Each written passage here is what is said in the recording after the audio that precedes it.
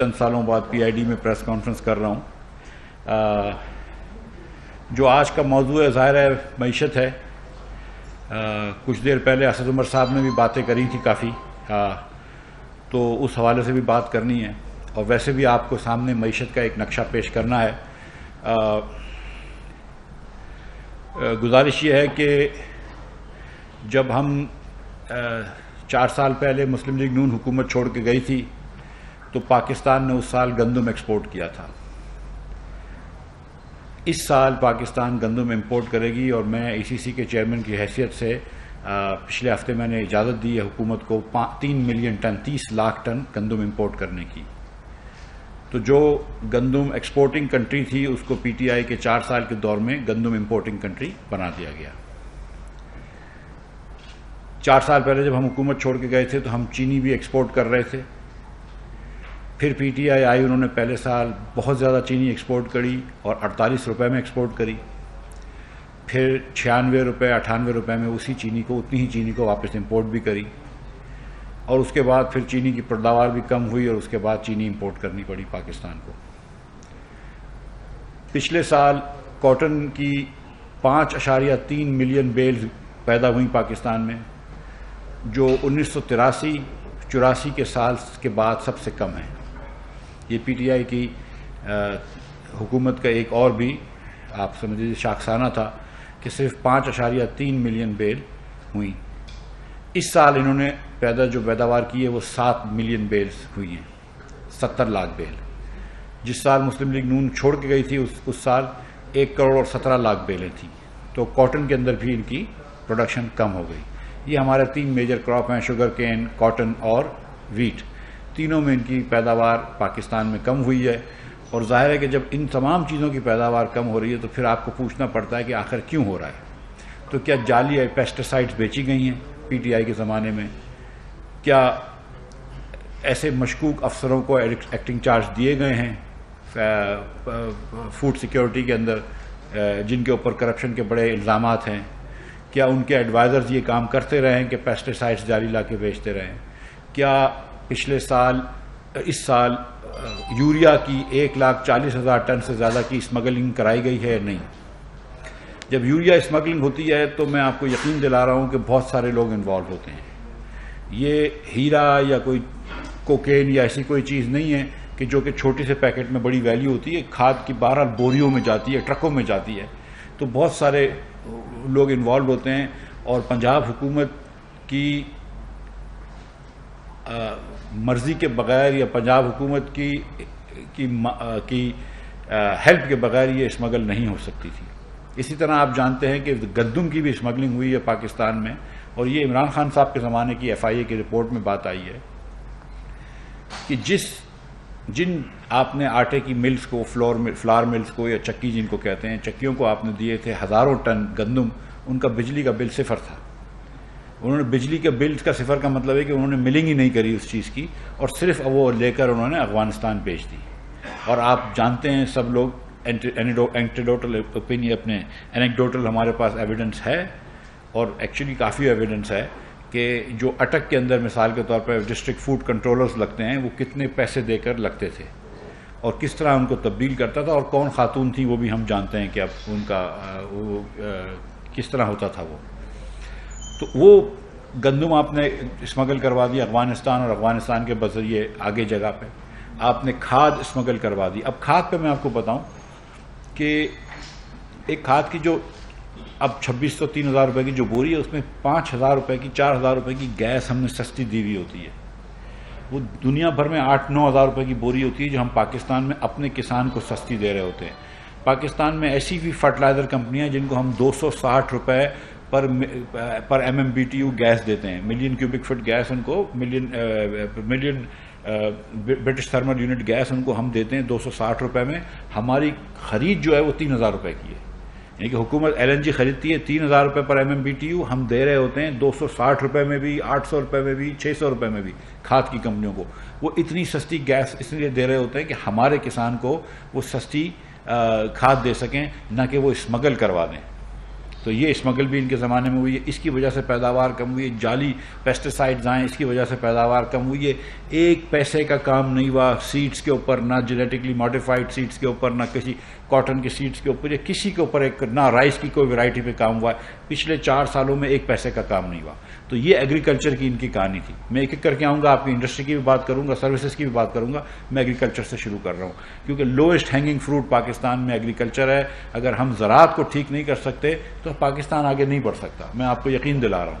مطلب یہ زرعی ملک ہم اس کو کہتے ہیں، اور $8 بلین کا ہم چیزیں امپورٹ کرتے ہیں. $4 بلین کی ہم نے اس سال کے اندر یہ خوردنی تیل امپورٹ کریں گے، $4 بلین کا. میں اس پہ آتا ہوں پرائز پہ. $4 بلین کا ہم خوردنی تیل امپورٹ کریں گے. ہم $2 بلین سے زیادہ کی کاٹن امپورٹ کریں گے یا کر چکے ہیں. ہم چینی امپورٹ کر رہے ہیں. اب اس سال چینی امپورٹ نہیں ہوگی. گندم امپورٹ کر چکے ہیں، پچھلے سال ہم نے $600 ملین کی ہے. اب ہم کو $1.5 بلین کی گندم امپورٹ کرنی پڑے گی. تو ایک طرف آپ کہتے ہیں کہ پاکستان جو ہے وہ زرعی ملک ہے، اور دوسری طرف آپ $8 بلین کی امپورٹ کر رہے ہیں. اس سال پاکستان کا امپورٹ $75 بلین کی سپیڈ پہ جا رہا ہے. میں انشاءاللہ تعالی جلد آپ کے سامنے کچھ سفارشات رکھوں گا جس کے بنا پر ہم امپورٹ کو کچھ روکیں گے. لیکن اس وقت پاکستان کی جو امپورٹ کی سپیڈ ہے وہ $75 بلین ہے. پاکستان کی ایکسپورٹ جو ہے وہ $30 بلین کی ہوگی. ریمیٹنس بھی $30 بلین کی انشاءاللہ آ جائیں گے. تو پھر بھی $15 بلین کا تجارتی خسارہ ہوگا، 45 بلین کا تجارتی خسارہ ہوگا، اور کرنٹ اکاؤنٹ ڈیفیسٹ 15 بلین سے تجاوز کرے گا. گندم اس وقت انٹرنیشنل مارکیٹ میں بہت مہنگی ہو گئی ہے، لیکن پاکستان میں آٹا جو ہے وہ آپ جانتے ہیں، جب نواز شریف صاحب چھوڑ کے گئے تھے حکومت، یا مسلم لیگ چھوڑ کے گئی تھی حکومت، تو $35 کا تھا. آج وہ $80-90 کا آٹا ملتا ہے. ہم نے چینی شہباز شریف صاحب جب سے آئے تو ہم نے یوٹیلیٹی اسٹورز کارپوریشن میں بھی 85 سے کم کروا کے 70 کر دی ہے. آج بھی وہ $70 کی مل رہی ہے، اور جب تک وہ اسٹاکس رہیں گے 70 کی ملے گی. اور پھر اس کے بعد میں نے ان سے کہا کہ میرے پاس آئیے گا، میں پھر انشاءاللہ تعالیٰ کوئی نہ کوئی آپ کو سبسڈی دے دوں گا، تو آپ چینی سستی دیتے رہیں لوگوں کو. ہم گھی کے اوپر بھی تقریباً $150-200 کی سبسڈی دے رہے ہیں، $195 کی، شاید $190 کی سبسڈی دے رہے ہیں.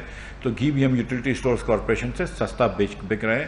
لیکن یہ چیزیں خان صاحب کی حکومت میں ناقابل برداشت مہنگی ہوئی ہیں، جس کے اندر ڈی ویلیویشن کا بھی تعلق تھا، اور جس کے اندر ناقص اکنامک پالیسیز کا بھی تعلق تھا. اور بالکل صحیح بات ہے کہ جس میں انٹرنیشنل قیمتیں بڑھنے کا بھی تعلق تھا. جو کووڈ کا شاک ملا ہے وہ بہت پاکستان کی معیشت کے لیے شاک تھا، لیکن فائنینشلی حکومت کے لیے وہ اچھا ثابت ہوا، کیونکہ $4 بلین سے زیادہ کی تو G20 کنٹریز نے آپ سے ری پیمنٹ نہیں مانگی، وہ آپ کو ڈیفر کر دی. تو $4 بلین وہ بچ گئے. اس کے علاوہ IMF نے آپ کو $1.5 بلین ایمرجنسی فنڈز دیے جو اسٹیبلائز نہیں ہوتے. مقصد یہ ہے کہ IMF عموماً لون دیتی ہے تو آپ کے بینک، اسٹیٹ بینک کو لون دیتی ہے جس کا ڈالر اسٹیٹ بینک میں رہتے ہیں، لیکن روپی کمپوننٹ منسٹری آف فائنانس کو نہیں جاتا. یہ جو $1.5 بلین دیا IMF نے، اس کا روپی کمپوننٹ بھی منسٹری آف فائنانس کو گیا، تو وہ بھی ایک فائدہ ہوا. اس کے علاوہ آپ نے دنیا بھر سے بھی لون لیے، ڈپازٹ جس کو آپ کہتے ہیں. تو یہ عمران خان صاحب کی حکومت کو یہ کووڈ کی وجہ سے فائنانس سے بڑا فائدہ ہوا، لیکن عوام کو وہ ریلیف نہیں پہنچا سکے، اور عوام کے پاس صرف مہنگائی گئی. پھر اپنی حکومت کو بچانے کے لیے آخر وقت پہ انہوں نے یہ پیٹرول کی قیمت کے اندر پیٹرول کی کمی کر دی. آپ کو یاد ہے کہ $160 یا $62 کا تھا، $160 کا تھا غالباً، اس کو $10 کم کر کے $150 کا پیٹرول کر دیا، ڈیزل 145 کا کر دیا. جبکہ اس دن سمری تھی کہ بڑھاؤ، لیکن بڑھایا نہیں بلکہ مزید $10 کم کر دیا. اور اس وقت $80-85 کا $90 کا تیل تھا، آج $110 کا تیل ہے، تو تیل بڑھ گیا ہے. اب پیچھے سے وہ کہہ رہے ہیں کہ ہم پیٹرول نہیں بڑھا رہے، اگر ہم بڑھائیں گے تو بھی ہم گناہ گار، نہیں بڑھاتے تو بھی ہم گناہ گار. وہ عمران خان صاحب یہ بارودی سرنگ بچھا کے گئے، اور یہ خوش ہو رہے ہیں، اس پہ لڈیاں ڈال رہے ہیں. لیکن سوچنا تو یہ چاہیے کہ مسلم لیگ نون کا تو جو بھی اگر آپ سیاسی ڈیمیج کرنا چاہ رہے ہیں، آپ نے پاکستان کی معیشت کس نیچ پہ لے کے آ گئے. آج اگر عمران خان کی پالیسیز کی وجہ سے معیشت جو ہے وہ پیٹرولیم اور ڈیزل سبسڈی پہ $120 ارب کا نقصان کر رہی ہے ماہانہ، جو 3 گنا ہے ہماری سویلین حکومت سے، تو اس کا ذمہ دار تو عمران خان ہی ہے نا، اس کا ذمہ دار کوئی اور تو نہیں ہے. آج جب اسد عمر صاحب جا کے کرٹیسائز کر رہے ہیں، یا عمران خان صاحب کہہ رہے ہیں کہ روپیہ ڈی ویلیو ہو رہا ہے، تو بھائی ڈی ویلیویشن کنگ تو تم ہو. سب سے زیادہ ڈی ویلیویشن تو آپ نے کری ہے. ہم تو $115 پہ ڈالر چھوڑ کے گئے تھے، آپ جو ہے وہ 180 تک لے کے گئے تھے، 189 پہ لے کے گئے تھے. آپ اس پہ تو اس وقت تو ڈی ویلیویشن پہ آپ لڈیاں ڈالتے تھے کہ ڈی ویلیویشن ہو گئی، بڑا کمال کر دیا. 179 سے 190 سے 182 ایک دن 2 دن میں آیا ہے شہباز شریف صاحب کی وجہ سے کہ شہباز شریف آئیں گے تو بہتری آئے گی، یہ کانفیڈنس تھا. مگر یہ جو عمران خان صاحب نے جو ہلچل مچا رکھی ہے، جو ایک طوفان مچا رکھا ہے پاکستان میں، جھوٹ کا طوفان مچا رکھا ہے. کبھی پتہ نہیں غدار امنوں کہنا شروع کر دیا. عمران خان کے بقول بغیر عمران خان کے پورا پاکستان غدار ہے. افواج پاکستان کے سربراہ بھی غدار ہیں، وہ بھی سارے افسران غدار ہیں، سارے سیاستدان بھی غدار ہیں، سارے لوگ بھی غدار ہیں، جرنلسٹ بھی غدار ہیں. صرف ایک عمران خان ایماندار رہ گیا، ایک عمران خان اچھا مسلمان رہ گیا، ایک عمران خان اچھا پاکستانی رہ گیا. باقی منحاص القوم ہم لوگ بیکار ہیں سب. تو یہ بڑی عجیب سی وہ ہے. اور یہ جو ادم مچایا ہوا ہے اس کی وجہ سے پولیٹیکل انسرٹنٹی ہے. آج یہ پولیٹیکل انسرٹنٹی پاکستان میں نہیں ہو تو شہباز شریف جس دن آیا تھا اس دن تو 182 روپے کا تھا، ڈالر ہو گیا تھا. اس کے بعد یہ بات کرتے ہیں کہ ہم نے ایکسپورٹ بڑھایا ہے.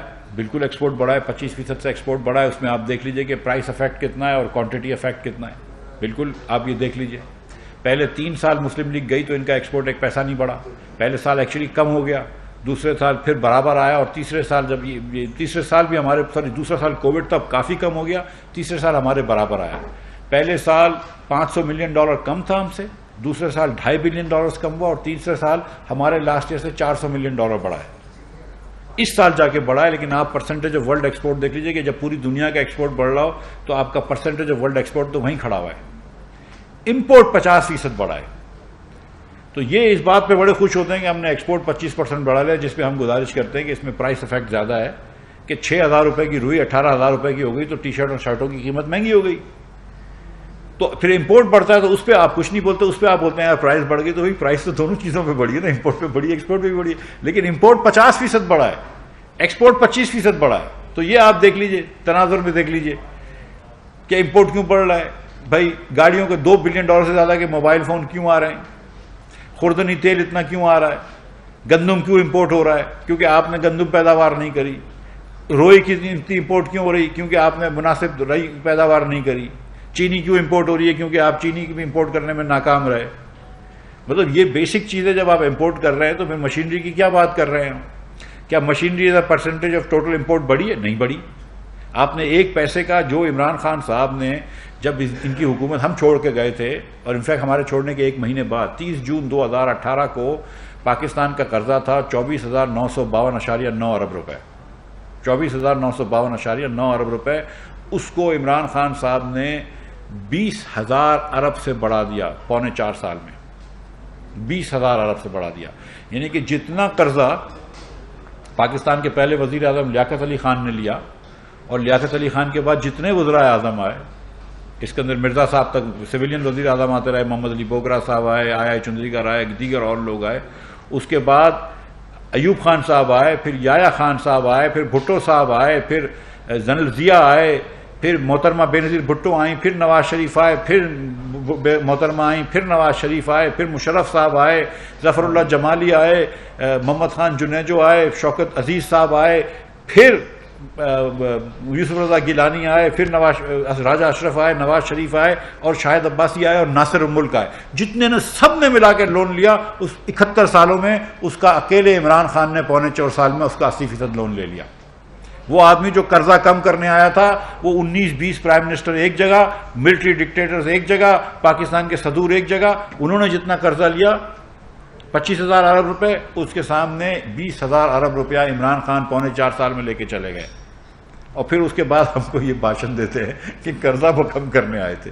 تو کوئی تھوڑی سی رعایت تو کرنی چاہیے، تھوڑی سی رعایت تو کرنی چاہیے. تھوڑا سا تو ایمانداری کی ضرورت ہے. کچھ تو کہیں تو سچائی کا ساتھ لے لیں.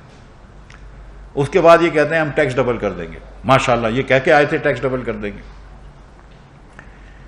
میں جب وزیر خزانہ چھوڑ کے گیا تھا، جب مسلم لیگ نون چھوڑ کے گئی تھی، تو ہم نے 3842 ارب روپیہ جمع کیا تھا، جو کہ تقریباً ڈبل تھا جو ہم آئے تھے. جار صاحب نے پہلے 3 سالوں میں 60% ٹیکس ڈبل کیا تھا، بڑھا دیا تھا. ہم نومنل ڈبل کر کے گئے تھے، اور tax to G D P ratio جو تھا، F B R tax to G D P ratio 8.5 سے بڑھا کر 11.1% پہ لے گئے تھے. تینوں سال. اور اب یہ 4تھا سال مسلم لیگ جب گئی ہے. 4 سال پی ٹی آئی کو ملے، 2,000 ارب روپے کا نیا ٹیکس لگایا. آج تک وہ مسلم لیگ نون کا tax to G D P ratio نہیں لے کر آئے.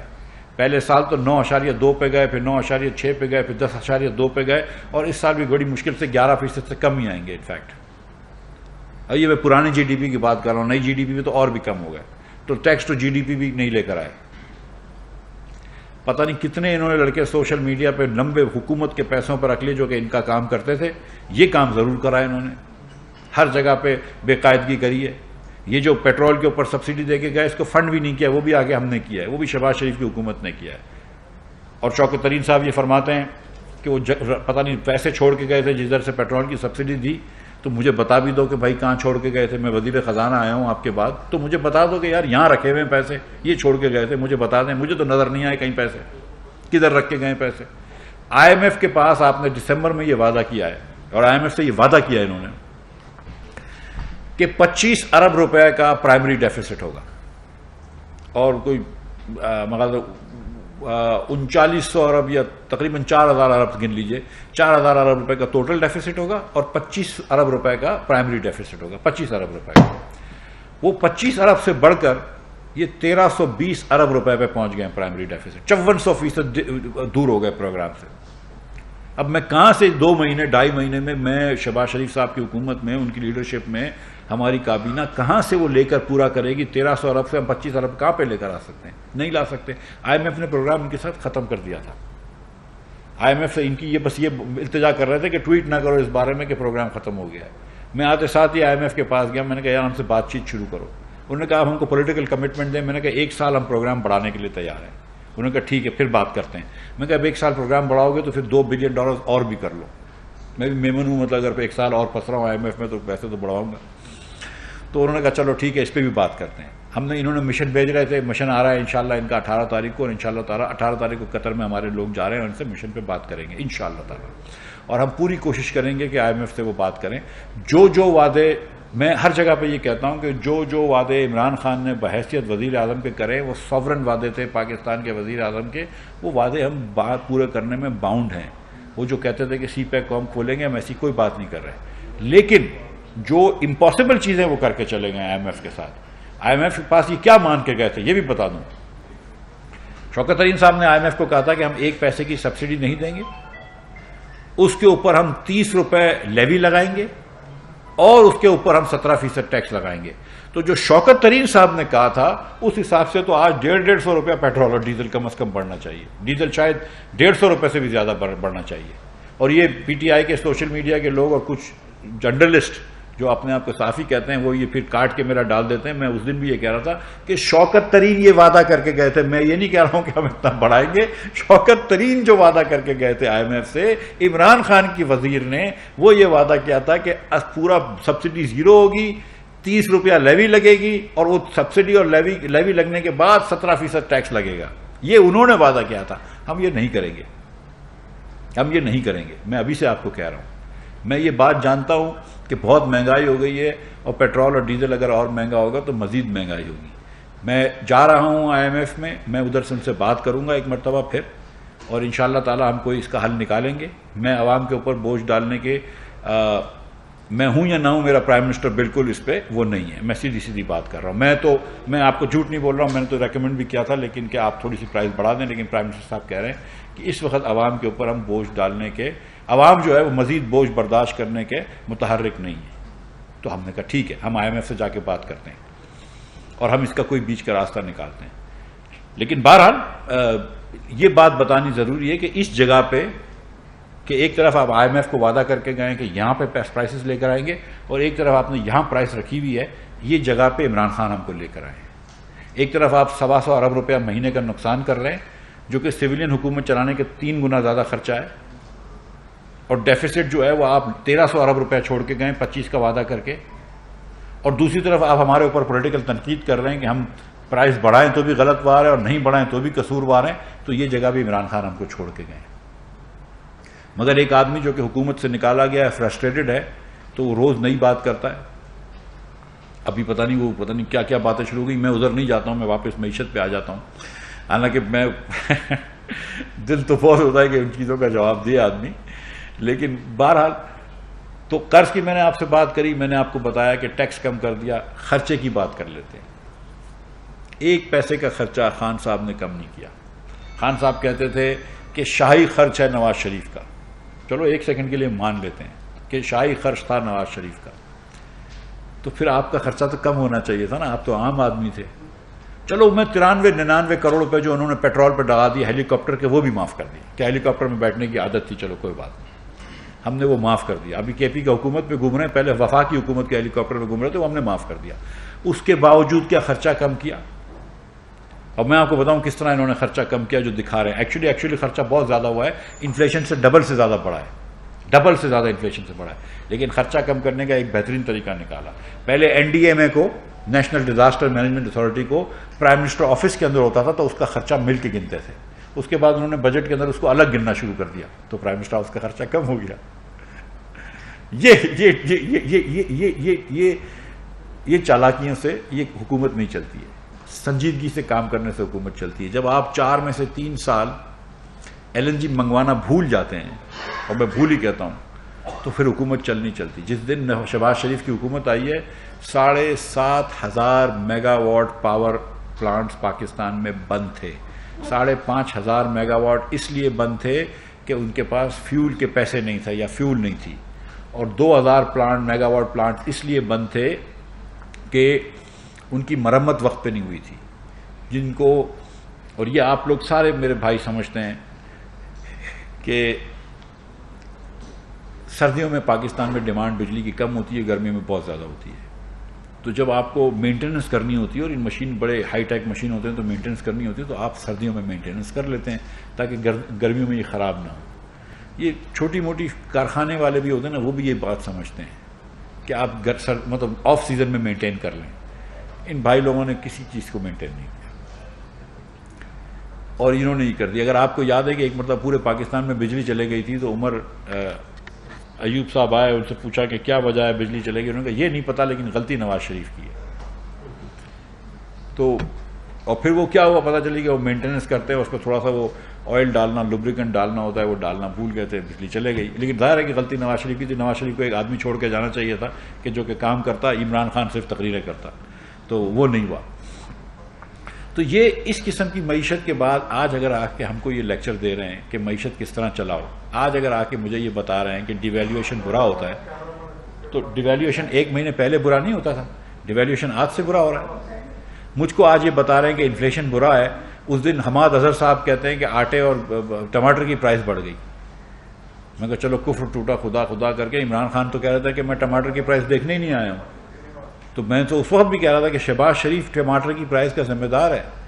مفتاح اسماعیل تو خیر وہ ادنا سا منسٹر ہے، لیکن شہباز شریف کی تمام ذمہ داریاں ہیں. ٹماٹر کی پرائس پاکستان میں بڑھتی ہے، مرغی کی پرائس بڑھتی ہے، پیٹرول کی پرائس بڑھتی ہے، کسی چیز کی پرائس بڑھتی ہے، ہماری ذمہ داری ہے. مناسب کابینہ ہماری ذمہ داری ہے، اور انشاءاللہ تعالیٰ ہم یہی کرنے آئے ہیں. عوام کی زندگی آسان بنانے آئے ہیں اور بنائیں گے. اور معیشت کے اندر میں آپ سے یہ جو میں آپ کو پیغام دینے آیا ہوں وہ یہ ہے کہ اس وقت حکومت کا پیٹرول کی پرائس بڑھانے کا کوئی ارادہ نہیں ہے. تو آج آپ کوئی ایئرپورٹ پہ باہر جا کے لائنیں نہ لگائیں پیٹرول پمپ پہ ڈیزل کی، اور پیٹرول کی پرائس نہیں بڑھ رہی. میں دوپہر سے بتا رہا ہوں تاکہ لوگ گرمی میں جا کے لائنیں نہ لگائیں. اور نمبر 2 وہیں رہیں گی. اور نمبر 2 میں نے سمری بھیج دی ہے پرائم منسٹر صاحب کو. پرائم منسٹر صاحب نہیں ہے، لیکن جو مجھے کبھی امید ہے کہ پرائس نہیں بڑھے گی. اور نمبر 2 جو میں گزارش کرنے آیا ہوں وہ یہ ہے کہ ہم یہ بات جانتے ہیں کہ کیا حالات ہیں پاکستان کے. IMF سے انشاءاللہ تعالی ہم مذاکرات کریں گے، اور میں آپ کو یقین دلا رہا ہوں کہ ہم IMF کے ساتھ مل کر خوش اسلوبی سے معاملات کو حل کریں گے، اور انشاءاللہ تعالی مہنگائی پہ قابو پائیں گے. اور یہ بات درست ہے، میں آپ کو سچ بتا رہا ہوں کہ اس قسم کی آئل پرائسز ہیں تو فیوچر میں oil price, petrol prices adjust ہوں گی، ڈیزل پرائسز ایڈجسٹ ہوں گی. ہم دعا کریں اگر پیٹرول کی پرائس دنیا بھر میں آئل کی پرائس کم ہو جاتی ہے تو پھر کرنے کی ضرورت نہیں ہوگی، لیکن اگر نہیں کم ہوگی تو کبھی نہ کبھی ایڈجسٹ کرنی پڑیں گی مجھے. میں بھی ادھر آ کے کروں گا، اس میں کوئی گناہ کی بات نہیں ہے، میں آپ کو ابھی بتا رہا ہوں. لیکن آج وہ کرنے کی نوبت نہیں ہے. میں یہ بھی بتانے آیا ہوں. اور دوسری گزارش یہ ہے کہ ہمارے PTI والے بھائی جو ہے وہ ہم کو بہت ساری چیزوں پہ ان کو لیکچر دینا چاہیے. ہم کو بتانا چاہیے کہ سوشل میڈیا کس طرح چلتا ہے، ہم کو بتانا چاہیے کہ فیک اکاؤنٹس کس طرح چلتے ہیں، ہم کو بتانا چاہیے کہ یہ پیسوں کے اوپر تعیناتی کس طرح کرتے ہیں، پوسٹنگ ٹرانسفرز کس طرح کرتے ہیں، ہم کو بتانا چاہیے کہ بڑے بڑے لوگوں کے جہاز ان کو کس طرح ملتے ہیں. ہم کو بہت ساری چیزیں سکھانی چاہیے کہ 2 سال کے اندر ریئل اسٹیٹ کے اندر لوگوں نے اربوں روپے کیسے کما لیے، اور پتہ چلی کہ کبھی ٹیکس فارم نہیں بھرے لیکن پتہ چلی 20-20 سال سے وہ ریئل اسٹیٹ میں کام کر رہی تھیں. یہ سب چیزیں ہم کو سکھا سکتے ہیں. معیشت کے بارے میں ہم کو نہ بتاؤ, خدا کا واسطہ ہے. یہ معیشت کا جو آپ حال کر کے گئے اس کے بعد ہم سے معیشت کے بارے میں بات نہ کرو. شکریہ. ثناء اللہ صاحب ڈان سے. سر 2-3 چھوٹے سوال ہیں, کیونکہ یہ بھی بیانیہ بنایا جا رہا ہے کہ پاکستان شاید سری لنکا بننے جا رہا ہے. نیٹ مجھے بتا دیں, جو اسٹیٹ بینک کے ریزرو ہے, اگر ڈپازٹ آپ نکالتے ہیں تو نیٹ ریزرو کتنے آپ کے؟ دوسرا, آپ کے کچھ وزیروں نے کہا کہ $140 ملین لندن سے آئے تھے, آپ نے وہ تلاش کر لیا کس اکاؤنٹ میں ہے وہ؟ سیکنڈ, یہ جو آپ پرائسز یہ لندن میں فیصلہ ہوا ہے قیمتیں نہ بڑھانے کا یا ادھر فیصلہ ہوا؟ جی اس میں سے چھوٹا سوال کون سا تھا؟ پہلے میں آپ سے گزارش دیکھیں میں تو ایسے ہی عذرائے مذاق کیا رہا تھا. 3 سوال آپ نے پوچھے. پہلا سوال یہ تھا کہ ڈپازٹ اسٹیٹ بینک کے ریزرو جو تھے وہ 10.4 یا 10.3 بلین ڈالرز ہیں. ڈپازٹ آپ کو بھی پتا ہے ثناء اللہ صاحب کے کتنے ہیں؟ نہیں آپ کو پتا ہے, اسٹیٹ بینک کی ویب سائٹ پہ بھی ہے. مجھے جواب دینے. اور دوسرا آپ یہ بھی جانتے ہیں سر کہ حکومت پاکستان کے پاس کافی قرض ہے, یہ بات درست ہے, لیکن پاکستان کے وسائل دیکھیے یار, ہم کو سری لنکا سے آپ کمپیئر نہیں کر سکتے. ان کے ریشوز بہت آؤٹ تھے.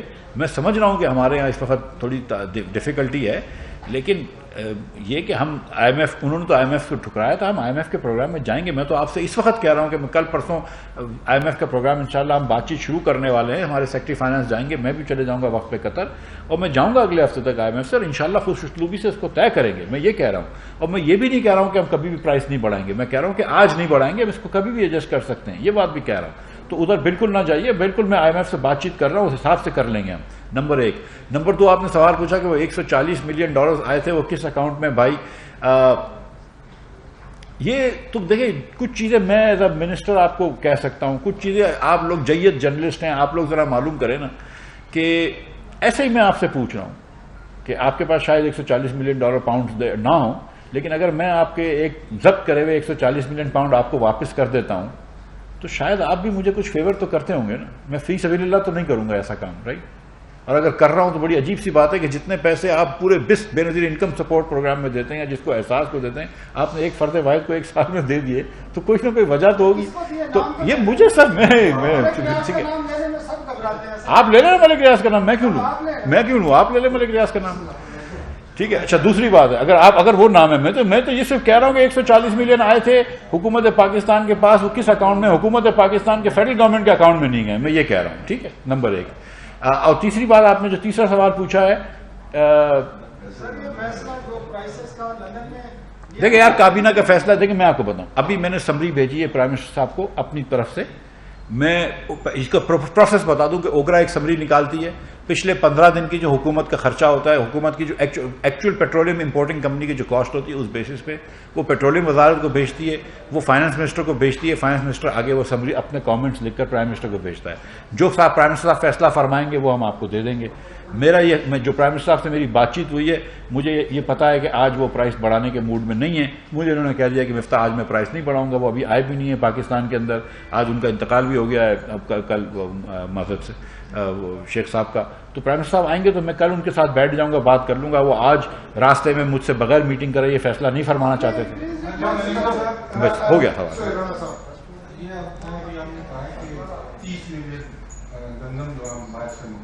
جی آپ مجھے یہ بتائیں کہ ہماری کل پیداوار کتنی ہے؟ نمبر 1. جب آپ پریویس دور میں فائنانس منسٹر تھے اس وقت کتنی تھی؟ نمبر 2, اس وقت میں آپ کا 4 کروڑ 20 لاکھ ٹن تھی, اور ابھی کتنی ہے؟ جی نہیں, جس سال میں فائنانس منسٹر تھا لاسٹ ایئر مسلم لیگ نون کا 25.5 million ton, 25 crore 50 lakh ton ہماری گندم کی پیداوار تھی. اس سال ہم کو مزید گندم کی ضرورت نہیں تھی, کیونکہ ہمارے پاس کچھ اوپننگ سٹاکس بھی رکھے ہوئے تھے اور گندم اسمگل بھی نہیں ہو رہی تھی. 3 چیزیں تھیں, ایک پیداوار 25.5 ملین ٹن تھی, نمبر 2 اوپننگ سٹاکس تھے 1-2 ملین ٹن کے, اور ایکسمگل نہیں ہو رہی تھی. اب صورتحال ڈفرینٹ ہے کہ اتنے سٹاکس نہیں ہیں. دوسرا, اب ہم نے یہ ڈیسائیڈ کیا کہ ہم کو 20 lakh ton 2 million ton reserve میں رکھنے ضروری ہیں, کیونکہ خدا نہ خواستہ کچھ ہو جائے, پرائسز آپ نے دیکھا اوپر نیچے ہوتی ہے, 2 ملین ٹن. تو یہ ریزرو بلڈ کرنے کے لیے میں ابھی بھی ایکسپیکٹ کر رہا ہوں کہ 26 ملین ٹن انشاءاللہ تعالیٰ گندم ہو جائے گی.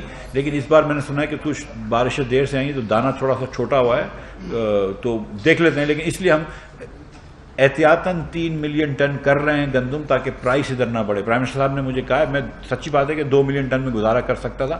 پرائم منسٹر صاحب نے کہا ہے کہ تم اسٹریٹجک اسٹاک بھی بنا لو اور پرائس نہیں بڑھنی چاہیے تو زیادہ وافر منگوا لو. اور کیونکہ آج کل رشیا اور یوکرین کی جنگ ہے اور پتہ نہیں یہ جنگ کب تک چلتی ہے اور اگلے سال کی فصل کیسے ہو, تو بہتر یہ ہے کہ اس سال ہم تھوڑی سی گندم اسٹاک کر لیں. جی بھائی, یہ بتائیے گا کہ جب آپ کی حکومت آئی تو آپ نے بڑا دعویٰ کیا تھا کہ دوست ممالک جو ہیں وہ ملک کے ساتھ بڑے اچھے تعلقات ہیں امیر صاحبان کے, اور تھوڑے طور پہ آپ سعودی عرب بھی گئے, اس کے بعد UAE بھی گئے, تو ان کے ساتھ جو معاہدے ہوئے تھے وہاں بات چیت ہوئی تھی, اور ایک ٹیم دبئی سے بھی لاہور میں وہاں سے تو ان کے معاہدوں کا کیا بنا, وہ کوئی ملا وہاں سے کچھ؟ جی بہت شکریہ. دیکھیے یہ تھوڑی سی مس رپورٹنگ بھی ہوئی ہے اور شاید میں نے بھی غلط بات کر دی, تو میں آپ کو بتاؤں. جب ہم سعودی عرب گئے تھے, جب پرائم منسٹر صاحب تشریف لے گئے تھے سعودی عرب, میں بھی ان کے ساتھ تھا, تو ہم پرائم منسٹر صاحب کی شہزادہ محمد بن سلمان سے بھی بات ہوئی تھی اور بڑی اچھی بات ہوئی تھی. پھر پرائم منسٹر صاحب نے مجھے ایک دن ایکسٹرا روک لیا تھا, میں وہاں سے ریاض چلا گیا اور ان کے وزیر خزانہ جو کہ ایک دن پہلے جدہ میں تھے ان کے ساتھ میں دوسرے دن بھی ان سے ملاقات کی میں نے. تو ہم نے 2-3 چیزوں کی بات کری ہے. ایک تو جو میں نے پھر سے گزارش کر لیتا ہوں کہ پہلی بات یہ تھی کہ جو پیسے ان کے ڈپازٹ ہیں اور وہ ہٹانے کا نہیں کہہ رہے تھے, لیکن میں نے بہرحال احتیاطاً کہا کہ یہ جو آپ کے ڈپازٹ دسمبر میں ڈیو ہو رہے ہیں اس کو آپ پلیز رینیو کر دیجیے گا. اب وہ دسمبر میں ڈیو ہو رہے ہیں تو وہ ابھی تو رینیو نہیں کرے گا, وہ دسمبر میں رینیو کرے گا نا, ابھی جو ڈیو ہی نہیں ہے. تو اس نے وہ بڑی مثبت بات کری, اس نے کہا میں رائل کورٹ میں آپ کی بات میں مانتا ہوں, میں ایگری کرتا ہوں, میں آپ کی بات جو ہے رائل کورٹ تک بھیج دوں گا, وچ از ٹو سے کہ شیخ محمد سے وہ اپروول لے لے گا. اور شیخ محمد صاحب نے بڑی اچھی بات کر لی تھی پرائم منسٹر صاحب کو, تو وہ ہمیں یقین ہے کہ انشاءاللہ تعالیٰ وہ ہو جائے گا وہ, لیکن ابھی دسمبر نہیں ہوا ہے, ابھی اپریل ہے, مئی ہے سوری. دویم ہم نے یہ کہا تھا کہ جو آئل کی ہم کو لائن دی گئی ہے وہ $100 ملین مہینے کے دی گئی ہے سعودی عرب سے, وہ آئل کی لائن کو ایکسٹینڈ کر دیں. یعنی کہ اگر پہلے $50 کا بیرل تھا اور میں 2 ملین بیرل لے سکتا تھا, تو اب میں 2 ملین بیرل لینے کے لیے مجھے 200 ملین چاہیے, تو میں نے کہا تھا کہ اس کو ڈبل کر دیں.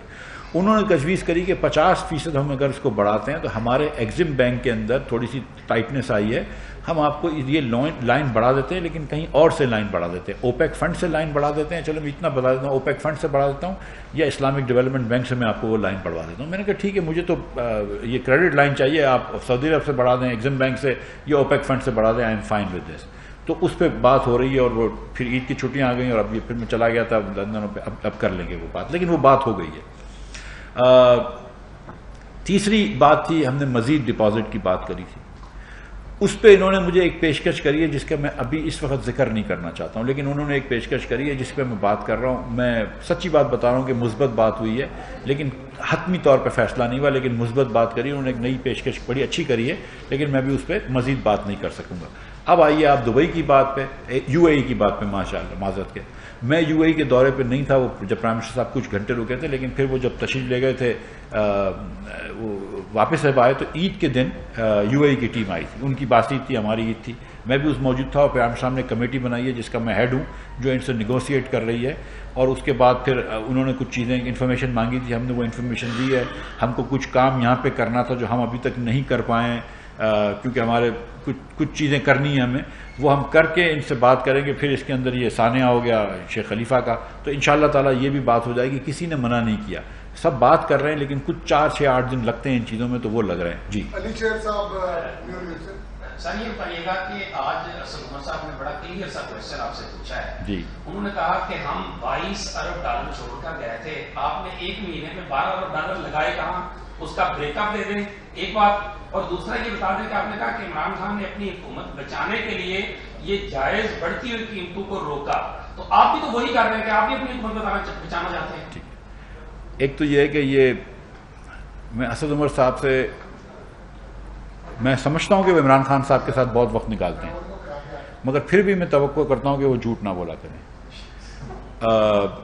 جیسی بھی صحبت ہو ان کی. میں جانتا ہوں کہ شیخ رشید اور عمران خان کے ساتھ رہ کے آدمی کبھی کبھی غلطی کر جاتا ہے. 22 بلین کہاں چھوڑ کے گئے تھے مجھے بتا دیں نا, پتہ تو بتائیں, کسی کدھر چھوڑ کے گئے تھے مجھے بتا دیں.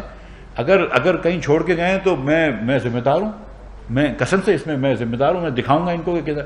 مطلب کیسی باتیں کر رہے ہیں یار, $10.4 بلین کا. یہ جو ان کے سوشل میڈیا پہ جھوٹ بولتے ہیں وہ اس کو سچ ماننا شروع کر دیں تو پھر الگ بات ہے.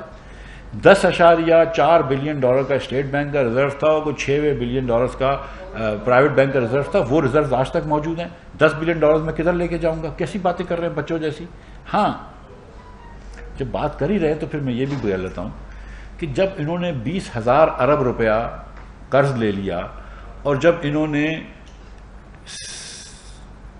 $27 ارب کا بھی قرض لے لیا, 20,000 ارب میں شامل ہے کہ ایک 75 سے 102 ارب روپے کا جب لون بڑھا لیا, تو وہ $27 ارب کدھر گئے؟ ہم تو آپ کو بتا سکتے ہیں کہ ہم نے جو 10,000 ارب کا لون لیا تھا اس میں 12,000 میگا واٹ بجلی لگائی ہے, اس میں پاکستان بھر میں روڈوں کا جال بچھایا ہے, اس میں 1700 کلومیٹر موٹر وے بنایا ہے, گوادر کا ایئرپورٹ بنایا ہے, گوادر کا ایکسپریس وے بنایا ہے, کراچی پورٹ کو بڑا کرا ہے, 2 LNG ٹرمینل لگائے ہیں, بکی بلوکی حویلی بہادر شاہ کے اندر پاور پلانٹس لگائے ہیں, فورٹ قاسم میں پاور پلانٹ لگایا ہے, سرگودا نہیں سائیوال میں پاور پلانٹ لگایا ہے. ہم نے تو یہ چیزیں کر سکتے ہیں. 102 ارب روپے کی ہم نے 130 ارب روپے کی ڈیامر بادشاہ میں زمینیں خریدی ہیں. پنجاب میں 1300 BHU کو ہم نے ٹھیک کرا ہے.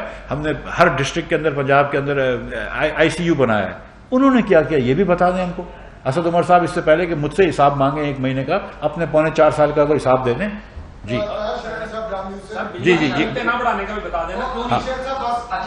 میں آ جاؤں جی.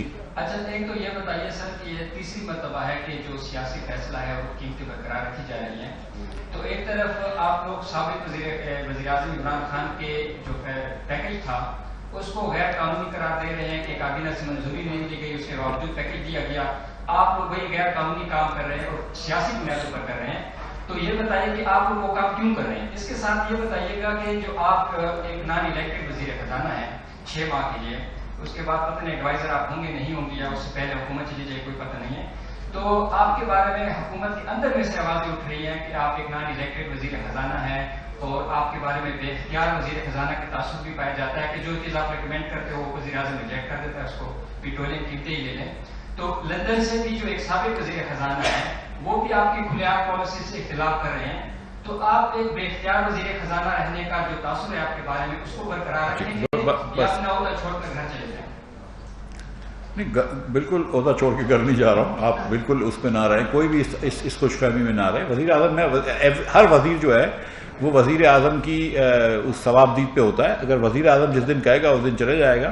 اگر کسی کے پیٹ میں درد ہو رہا ہے تو میں اس کا کچھ علاج نہیں کر سکتا ہوں, لیکن کتنا اختیار ہے اور کتنا اختیار نہیں ہے وہ سب لوگوں کو پتہ ہے. اور آپ کی بات پہ بتا دوں کہ ایسا تو نہیں ہو سکتا نا اسد عمر صاحب, یہ تو نہیں کہہ سکتے کہ عمران خان نے پیٹرول کی قیمت صحیح کم کری تو وہ صحیح تھا اور اگر شہباز شریف ادھر کم رکھے تو غلط ہے. یا تو دونوں غلط تھے یا دونوں صحیح ہیں. ایسی بات تو نہیں ہو سکتی ہے. یہ PTI کی عجیب سی لاجک ہے, اس کا کیا جواب دے گا. Thank you. YouTube پر گوگلی نیوز دیکھنے کے لیے youtube.com کی سرچ بار میں گوگلی نیوز TV ٹائپ کریں. گوگلی نیوز کے پیج پر سرخ رنگ کے سبسکرپشن والے بٹن پر کلک کرنا نہ بھولیے. YouTube پیج پر اپلوڈ ہونے والی ویڈیوز سے باخبر رہنے کے لیے بیل آئیکن پر کلک کیجیے. آپ کو ہر نئی ویڈیو کے بارے میں نوٹیفیکیشن موصول ہو جائے گا.